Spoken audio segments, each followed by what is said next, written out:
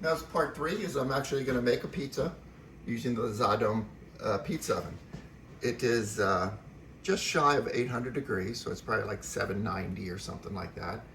And my baking plate is, this was 473, 475, so just shy of 500, so I'm going to go with that. So here you go, here's the pizza we made earlier. It's all ready to go. And so now you simply put it on your baking plate. This is, this is, you probably need a pot holder, but it's not incredibly hot. Anyways, as I said before, you pull up, you kind of pop it to make sure that this baking plate is locked in the upper position.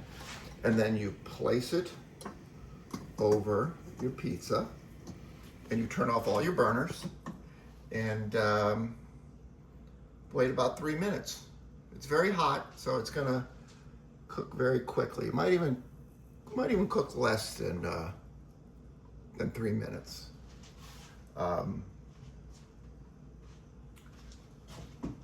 There's a vent hole here. I'm not sure you'll be able to see it on video, but steam will start coming out there to relieve the steam to make sure it stays crisp. So I'll come back in 2.5 minutes.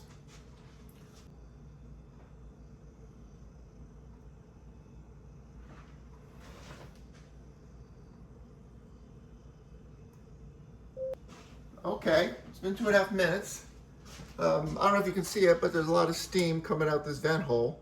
The other thing that I want you to understand is the way that the ZaDome works is initially it's cooking at like 800 degrees. So that's what gives it that sort of the spring in the dough. It hits it at high heat, which causes the dough to spring and have a nice rise. After it has because it's stored heat, the temperature gradually decreases. So then it just, as time goes on, it cooks more gently. But as you'll see, it has a great result. Like right now, there's still, it's measuring 600 degrees. Now I'm gonna undome this, see how it looks. And the other advantage is you can just take a quick look, and because there's still a lot of residual heat, you can put it back on if it needs additional cooking. So let's see what we got. It's pretty darn good. Some people maybe want a little less than that, but as I said, you can gauge it to, once you get used to it, you can know exactly the time and temperatures you need to use. But there you go. There is the ZaDome pizza, Margherita pizza, cooked using the ZaDome. I hope you'll go to ZaDome.com and take a look, or Google ZaDome, and there's lots of videos on YouTube on how to use it and how it can be used in many other ways.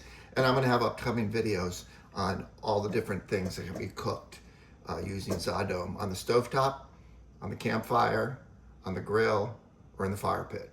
This is very portable. You can just throw it in the trunk of your car or in your back seat and take it out and cook a pizza on a campfire. I have a video of that as well. So there you go, and thank you for watching.